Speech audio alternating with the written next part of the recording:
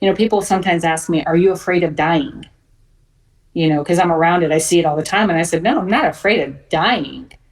What I'm afraid of is how I'm going to die.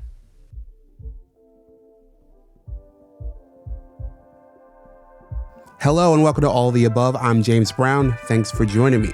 You can check out my work at jamesbrowntv.substack.com. Paid subscribers get episodes early and other perks. It's there I make podcasts about the things that unite us and the people obsessed with them. It's in that spirit that I present to you a series called Completing the Circle. It's about death and dying and the people who embrace it every day, like today's guest, Genevieve Keeney Vasquez. She spent her whole life wanting to work in these fields, and she has. As a funeral director, an Army medical officer, a palliative nurse, and most recently as president and CEO of the National Museum of Funeral History. She was fascinating, revealing, and eloquent. Everything you can ask for in a guest. Find me on any platform at jamesbrowntv and tell me what you think. You can also email me at jamesbrowntv@gmail.com. And now, my conversation with Genevieve Keeney Vasquez.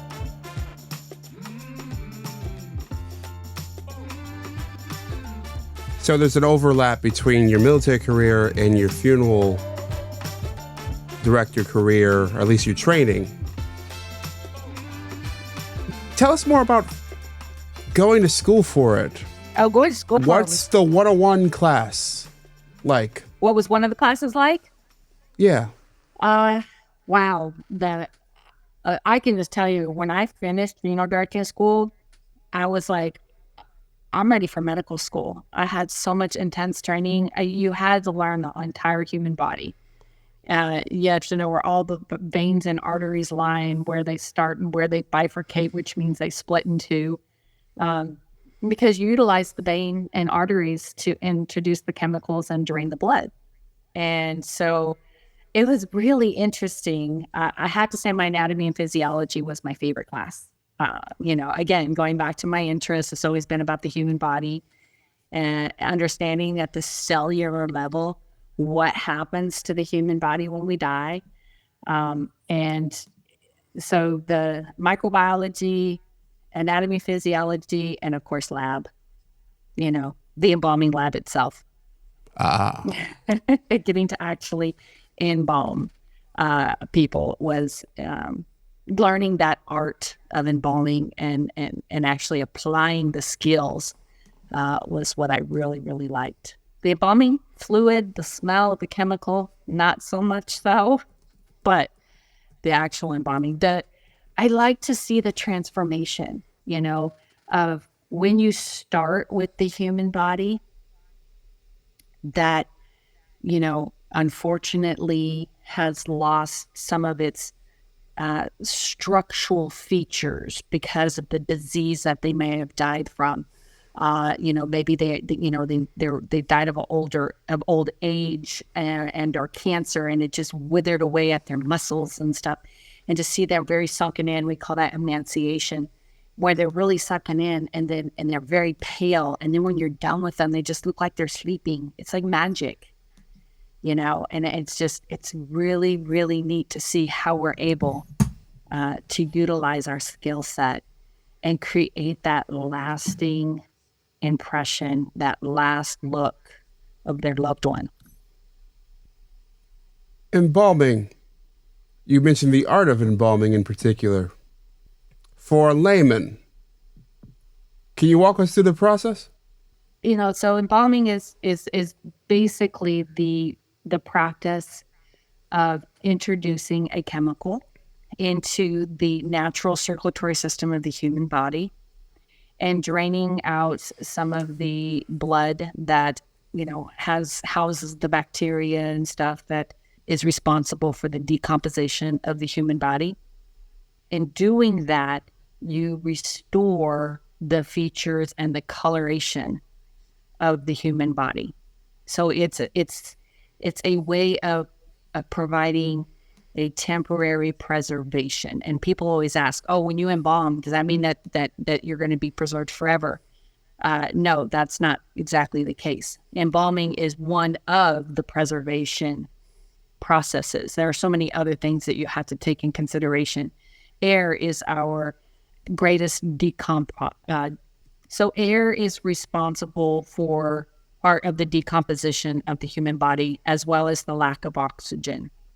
And when you can remove air by putting people into a casket that is gasketed in the way that it's sealed, and then put into a concrete liner into the ground so that the casket doesn't implode with the earth, then you have now taken away a lot of the elements that's responsible to decomp the body. One of the most interesting things, I'm going to get scientific on you, is that in our human body, on the lower right quadrant where our appendix lives, if y'all don't realize that, we all have an appendix that we don't even use, and some people get an appendicitis and it has to be removed. But apparently the appendix was there because back when we were cavemen and women, it helped to break down the foods that the body could not digest properly so that you could pass it naturally when you have to go to the restroom. That was the whole point of an appendix. However, next to the appendix, there are these little bacterias that live in the human body, but they're kind of like hanging about, waiting for the seatbelt sign to go off on the airplane. So when you no longer can take in oxygen, all of a sudden that seatbelt sign goes off and they are free to move about the cabin.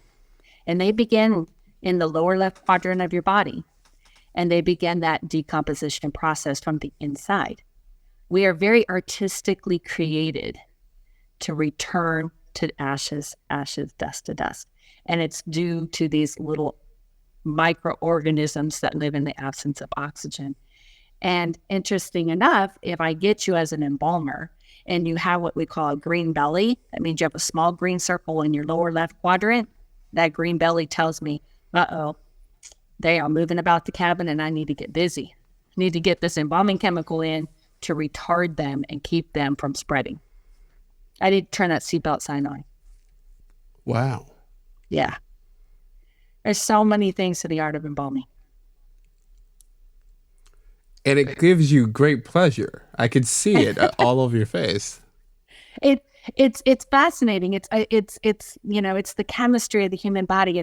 It's you really, when to me as an embalmer, you really understand the makeup of the human body and how if you're a believer in God and in a higher power being, understanding the human body and how it's made up and how it behaves when it's living and when it dies. Like, we couldn't design that if we tried. We keep trying, right? We're trying to clone it all, right? But it's so amazing and fascinating, the human body. Are you a believer? I am. I'm a Christian. Mm-hmm. Do you... I don't know. It at least it sounds like your work has not only... It sounds like it's strengthened your belief. It has. And there are times that I have tried to put certain things to the test because we haven't even talked about my other job, which is a palliative nurse. That one I did not know. Yes, I've been doing that for the last I'm on my 19th year now. So, to continue on with my military, I didn't want to let my 12 years go to waste. And I didn't want to re-enlist because I didn't want to get sucked back into the war, which was my whole purpose of getting out in the first place. And so I went and became a government employee at the Michael E. DeBakey VA Medical Center here in Houston. And I was just going to do it while I was in school, funeral directing school, until I got my licensure and started working full-time. I thought I was going to work full-time as an embalmer. And at that time, we had a 5-bed palliative, kind of like a palliative care section on our unit that we were working. And I was just like, I don't know how, I was just placed where I was supposed to be. I didn't choose that unit. It just chose me. And I ended up there, and the patients unfortunately are there to die. They have terminal illnesses. And so we're there to give them quality of life, as well as help the families understand what their loved ones are going through and what to expect. Because in a situation where you have absolutely no control over the end results, education is the next best thing, helping them to understand. And unless you do it as much as I have done it, it's hard to grasp that initially. And even if it's told to you the second time and the third time, it's still hard to grasp because that's your loved one.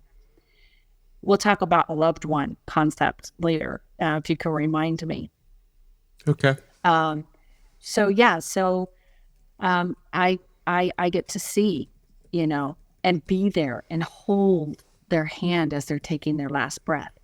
So now my circle not only became, completed, but I added an extra ring to my circle, because at first I was just curious as to what they look like once they died. But now I'm getting fulfilled because now I'm understanding what they're going through during the process of death, that bridge that they're crossing. And to me, it's, just like I wanted to understand what the word, or I wanted to identify that smell and learn that it was death. I wanted to identify what a dying person was. How do you label that?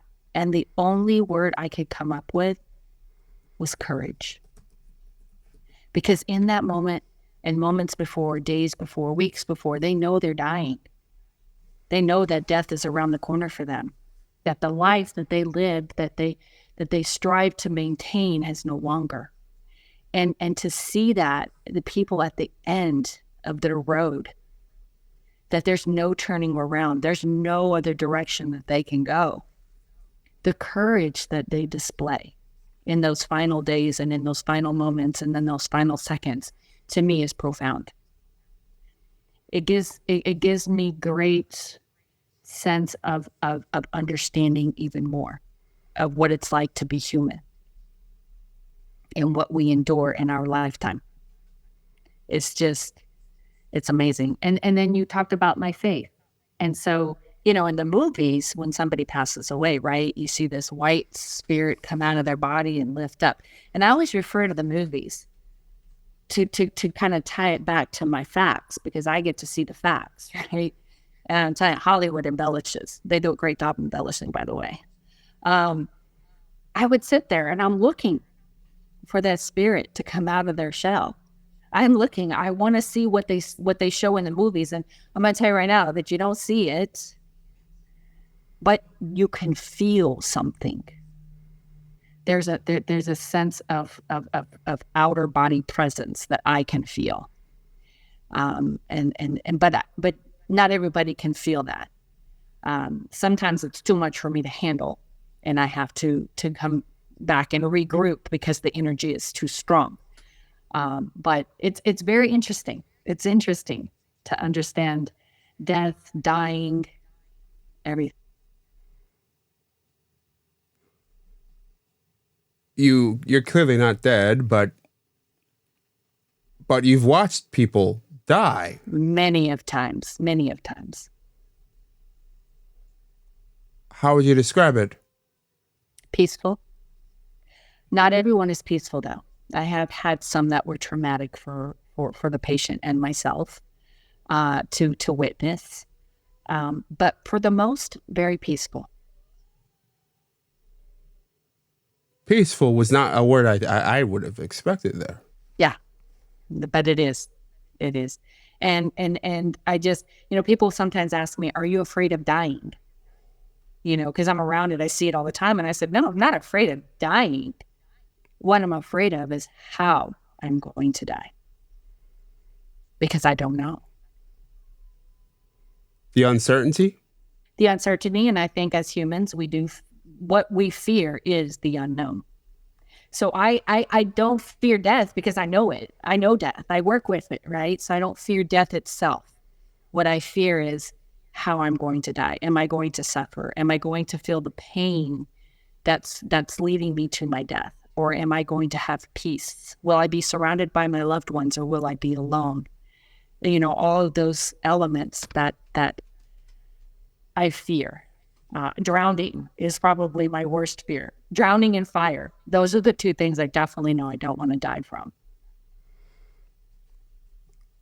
From my perspective, fire would be the pain. Drowning would be, for me, it would be the loss of control. Just not being able to get myself back to the top. And I would imagine the water rushing into my lungs and just not being able to breathe would be, jarring. And I would assume that would also be pretty painful as well. Yeah. What are yours? I'm thinking anguish. Anguish? Anguish. Yeah. It would fill me with anguish because fear and anguish would be mine. But I really like your perspective on control, not being able to rescue yourself, right? From the waters that you had found yourself in.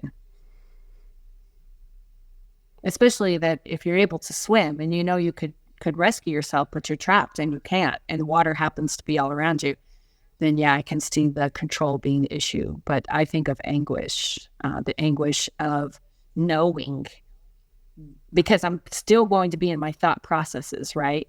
I'm still going to have my cognitive facets. And so I will have anguish knowing that, oh my God, this is it. This is the end. And I cannot breathe. When you're treating someone who's dying,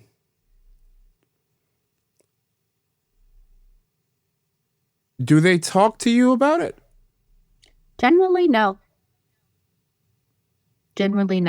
A lot of times, we'll get some family that'll say, oh, don't tell them that they're here to die. We let them know that they're in the hospital, that they're going to get better, to fight. And I, of course, we go with their wishes because that's what we do. For me, it's an injustice, right? It's like, tell the person that they're dying. Let them know. Let them be able to say their last goodbyes or try to finalize whatever it is they want to finalize.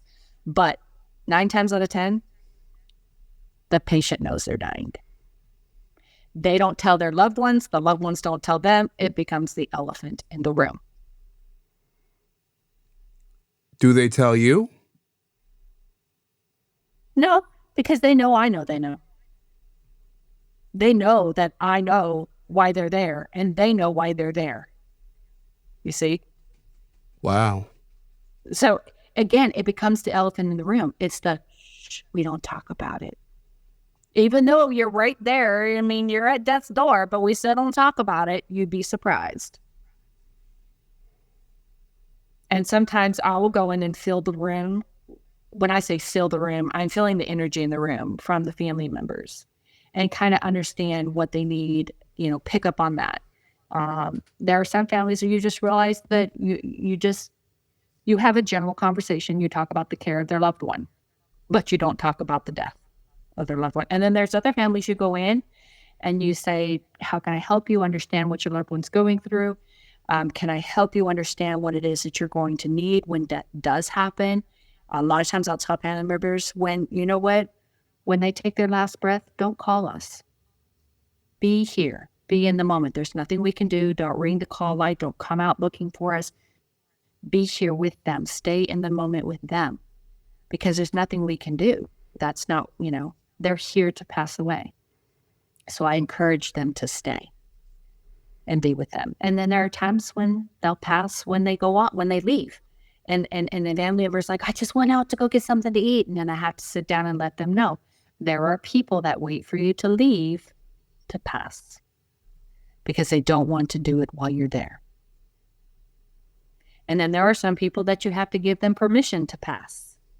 They're hanging on and they're hanging on. And then we kind of become a little bit of investigative, if you will. You're like, after a while, you're just like, okay, it's been 2 weeks. They haven't eaten. They haven't drinking. They're hanging on for something. It's obvious that they're hanging on for something. And you start asking family members, is there somebody that they're possibly waiting to talk to? Is there somebody we can get on the phone and let him say their last words to? Someone they just need to hear the voice of, so that person can give them permission to pass. And once you find that person, they usually will pass. And there's so many different faces of death. Death has many faces. I see you there. You have your mouth open.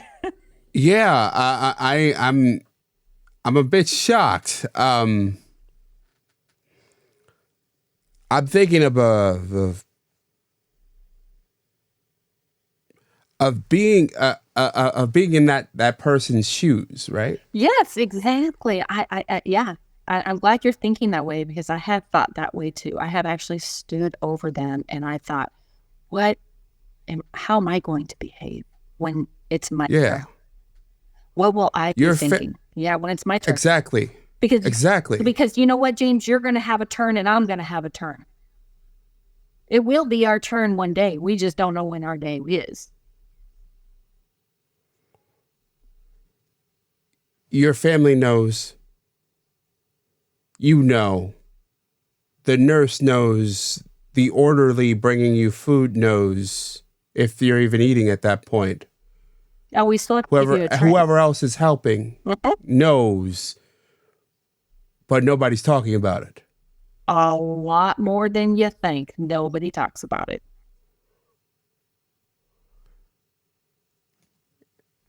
As a professional communicator, that would be torture. Yes, I can see that. Totally, I can see that for you. Yeah. And as family and friends know, I'm pretty blunt as well. So lay it on me. What you got to say?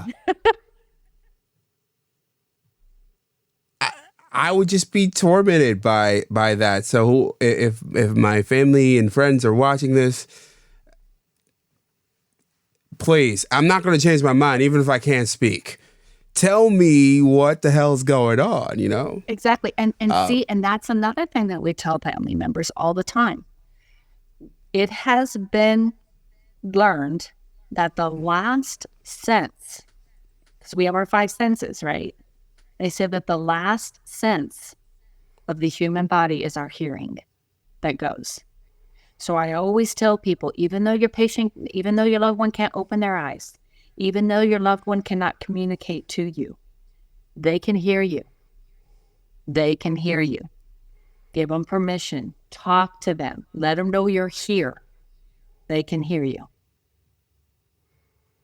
And be careful what you say, because they can hear you. When you deal with so many dead people and dying people, well, the dying ones in particular, do the families blur? Do some stand out? That's a really good way to put it. Yeah, there are definitely some standouts, and there are some that, you're right, that do fade off into the background. But then, you'll have ones, that will replace a standout, and the standout that used to be now becomes more into the background.